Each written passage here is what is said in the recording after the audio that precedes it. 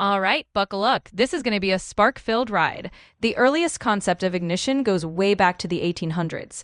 In fact, the first hints of spark ignition were connected to early internal combustion experiments.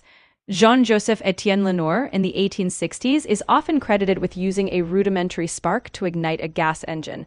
But hold on, because it gets better. By the late 1800s, the internal combustion engine was really starting to gain traction. Nicolas Otto, with his four-stroke engine in 1876, set the stage for a future where spark plugs were essential. But spark plugs, as we recognize them today, didn't just pop into existence. Enter the Bosch company and a man named Gottlob Honnold. In 1902, Bosch patented the first commercially viable high-voltage spark plug, making it possible for gasoline engines to be dependable. This breakthrough was huge. It allowed cars to run smoothly and consistently. No hand cranking a fire every time you needed a spark. As the 20th century progressed, spark plugs became more sophisticated.